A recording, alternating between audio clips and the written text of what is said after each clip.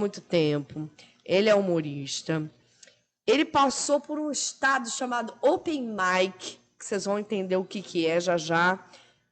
E ele é de Porto Real, um lugar que eu amo muito, que eu estive lá fazendo show. Um beijo todo mundo.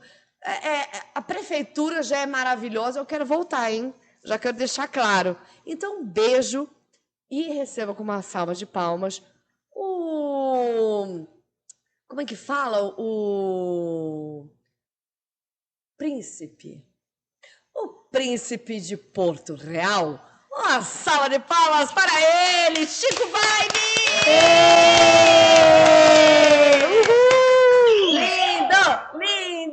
Lindo! Não posso comer! Amigo, obrigado pela presença. Obrigado você, querido. Diretamente do Rio de Janeiro, aqui em São Paulo, para bater esse papo comigo. Que delícia. Sensacional. Obrigada Estou muito demais. ansioso. Obrigada demais. Eu que agradeço o convite. Você é fantástica. Você também, meu amigo. Você também. E assim, a profissão de humorista é muito nova ainda no Brasil, principalmente quando se fala de stand-up comedy. Então, eu queria começar nosso bate-papo falando como te deu, Chico, o teu start na tua mente de ser humorista, de trabalhar com o stand-up. Bom, meu start foi o seguinte, eu era aluno acadêmico de História. Eu fazia faculdade para ser professor de História, isso lá... Onde? Em Volta Redonda, na UGB. E já estava num processo já de estágio, fui para a sala de aula, né, acompanhar alunos, dar aula, mas sempre tive uma inclinação muito forte para a arte, né? Fui criado em um ambiente cristão de igreja, então eu ficava ali muito ligado ali ao pessoal do louvor que tocava, e eu queria, tipo assim, eu me via ali em cima, mas não sabia de que maneira. Mas não sabia se cantando, tocando, Exato, não sabia. E tive um momento, assim, em 2010, já pela faculdade, eu comecei a gravar um disco, né, de reggae, com o meu falecido produtor Tony Justen.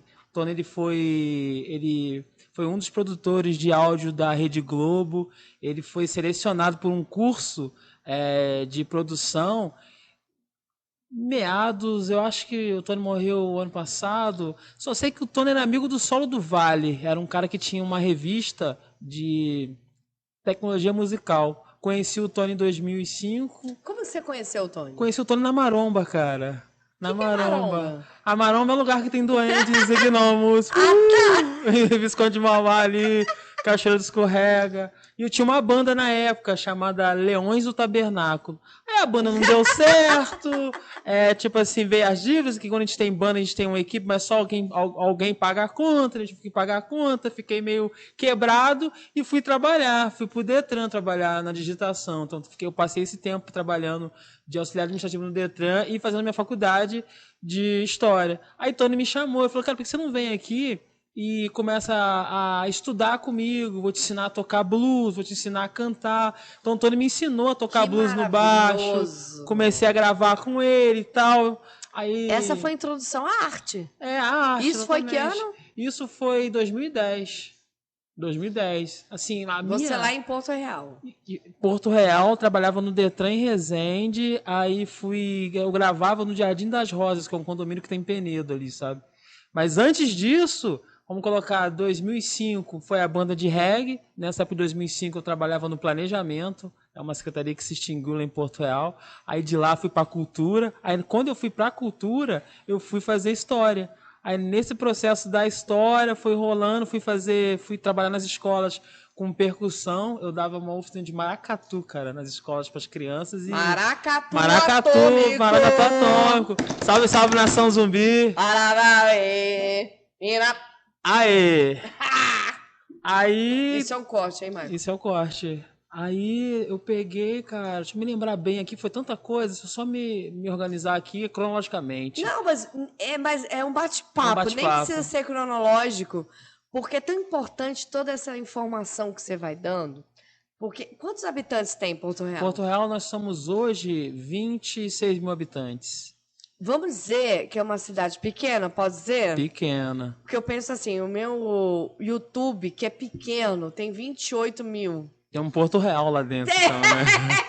Aliás, Porto Real, você não está aqui no nosso Facebook ou no nosso YouTube, por favor, entre, Fique à vontade. Porque, mas é uma verdade. Até um pensamento que eu tenho dos produtores de conteúdo como eu, que já ficaram maiores, por exemplo, Facebook, são 4.250.000. E às vezes, quando eu entro numa live tem só 3.000 pessoas, eu falo, gente, que isso? Só 3.000? Não, cara, são 3.000 pessoas. Então, você sai um pouco da realidade, quando você entra na internet, você não tem mais isso aqui, ó. Tá. Que é o toque. Exatamente. É uma pessoa. Eu prefiro estar com uma pessoa de verdade do que estar com 4 milhões de vez em quando, né? Então, você lá em Porto Real, são quantos? 27 mil habitantes. 27 mil. Segundo o último censo. Que você tem conexão. Você conhece pelo menos alguém da família. Você nasceu ali. Nasci. Como que é? Bom, aí você saiu, teve esse contato com a cultura, com a comédia.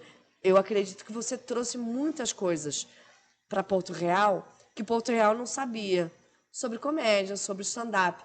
Como você foi recebido lá? Olha, fui bem recebido porque, cara, os comerciantes sempre me abraçaram, assim, financiando, tipo, que ótimo. ajudando financeiramente para pagar cachê. Parabéns, comerciantes, porque hospedar. Inclusive, quero mandar um abraço pro Pousada VIP, que você ficou lá. Ih, adorei! Bom, Dudu é meu amigo, dono da pousada, a gente tem uma parceria muito sensacional. Show. Então, assim, cara, o comércio local foi o principal oxigênio para eu poder sair pro Rio fazer show. Pagar cachê de humorista. Mas assim, também que te financiou para sair da cidade. Exatamente. É isso que eu queria deixar claro, pessoal. Porque é diferente, o Chico me corrige, tá? Se eu estiver errado em algum momento. O Chico é um cara visionário, é um cara interessado em comédia e que ele estuda comédia. E ele resolveu um dia sair da cidade dele. Quando você sai da sua cidade para aprender algo, difícil. As empresas que te apoiem. E ele teve empresas que apoiaram ele financeiramente para sair da cidade e aprender humor. Então é isso que eu quero que você fale. Pô, foi sensacional, foi um momento... Que é raro. É raro. Foi um momento, assim, divisor de águas da minha vida, no que tange pessoa, cidadão, no que tange artista, no que tange também ser um gestor, no que tange ser um comunicador, relações públicas, né? De certa maneira, a gente passa a ser. E você ter me levado para sua cidade é relações públicas. Com certeza. Mostrar a cidade, trazer alguém também, né, do seu calibre, para que a cidade, pô, tenha acesso. Ter acesso. Cara, sensacional. Eu sempre tenho uma gratidão imensa pela minha cidade, tenho uma paixão por Porto Real.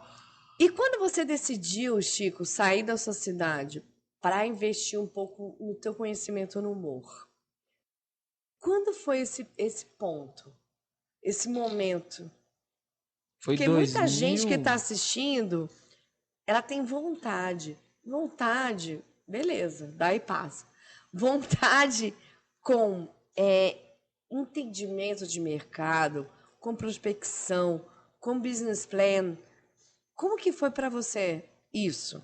Olha, pra mim o momento chave foi quando eu conheci o Bufão pela internet, cara. Eu conheci o Bufão... Bufão, que teve aqui, maravilhoso. Conheci o Bufão no Facebook, que ele mandou mensagem pra mim. Ele, pô, você é humorista? Eu falei, sou. Ele, pô, vou inaugurar uma noite aqui de open mic, aqui na Praça Mauá. O Jefinho da praça vai estar aqui, pô, vem aqui. Aí eu fiquei assim, falei, pô, mas nem sei quem é o cara, como é que eu vou lá e tal, sabe? Tipo, eu falei, pô, vai que eu volto sem um rim, né? Já que ele me tem uma banheira, Praça Mauá, né? No Rio de Janeiro.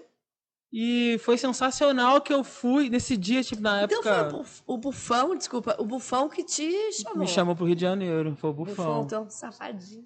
Ele que me chamou e foi sensacional. Eu assisti o primeiro show lá, conheci Jefferson, conheci uma galera. Aí comecei a ir com frequência, assim, finais de semana. Nessa época, eu trabalhava com locução comercial. Eu fazia locução para algumas empresas de celular, que tinham outras empresas que designavam a gente para o serviço. Assim, posso falar nome aqui ou não pode? Pode. Ah, claro.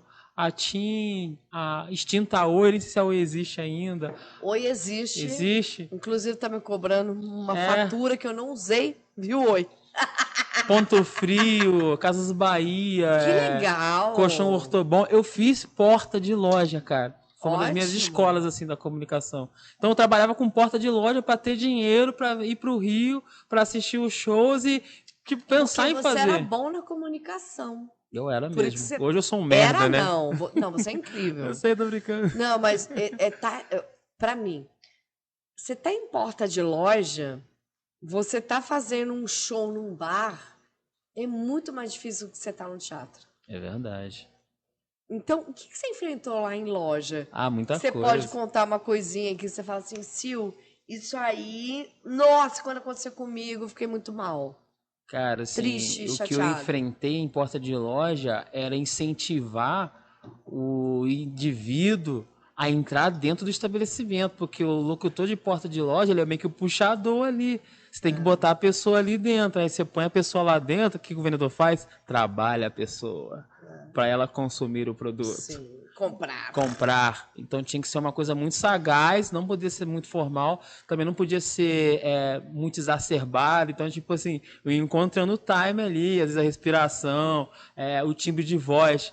Porque eu sempre fui um cara largado, né? De dread, barbudo. Então, assim, a voz tinha que ser perfeita para eu fazer a locução, entendeu? Cara, você falou uma coisa. Eu sempre fui um cara largado de dread. Como foi... Você nasceu em Porto Real? Nasci. Nascer em Porto Real e viver em Porto Real e ser um cara largado de dread. Olha, eu comecei a trabalhar muito cedo, cara. Com 14 anos, eu fui trabalhar numa loja de brinquedo de criança. A existente ainda Casa Pedro, Palácio da Criança. Inclusive, os donos são meus amigos e tal. Então, foi meu primeiro emprego, assim. Eu tava numa de 14 anos, querendo ter grana, papai Mas não você dava já tinha mesada. dread? Não tinha não. O dread... então não. Tô falando O a dread partir foi. do dread. A partir do dread, eu tinha 18 anos. Eu era office boy na Câmara em Resende. Eu tava saindo do meu processo de office boy, que eu podia ficar só até os 18, né? Que tinha que prestar serviço militar. Aí em 2000, acho que com 16 eu comecei a andar de skate. Aí no skate eu me conectei com a galera underground, que aí eu fui conhecendo o movimento Rastafari, fui ouvir hip hop, né? Fui ouvir Sabotagem, Planet Ramp, Charlie Brown Jr. Planet Ramp fazendo a Planet cabeça. Marcelo D2 na lata sem dó. Exatamente. Então, assim, aí eu conheci um skatista, cara, o Vingador, o Márcio, que ele tinha Rastafari, ele tinha uns dread. E ele era, naquela época, ele seguia a religião Rastafari. Aí eu fui entender o que era Rastafarismo. O que é Rastafarismo? Rastafari, primeiramente, é um príncipe. Raiz. Aí eu não falei que ele veio da cidade, que ele é um príncipe, acertei! Rastafari foi o último imperador da Etiópia, Ali Selassie, da descendência de Salomão com a rainha de Sabá, entendeu? Então, assim, ele era de uma dinastia davíndica. Por que davíndica? Porque Davi, ele era da tribo de Judá, que é a tribo do leão conquistador, que é a tribo do Messias, que é o Yeshua, que é Jesus Cristo. Então, Rastafari sempre apontava para a repatriação africana, para a conquista, entendeu? Não ser indomável. Aí eu fui estudar e eu vi, cara, esse negócio é muito foda. É os caras ragamuffin que chega, fala o que pensa mesmo, sabe? Se posiciona. Sim. Então eu comecei a me inclinar para isso, sabe? Fui ficando até um pouco meio na bolha, né? Porque você começa a ter uma visão de sociedade diferente. Com tudo isso que você falou, eu fiquei de cara. Reglinar, chaquinar. Eu só pensei o seguinte, eu queria que o Fábio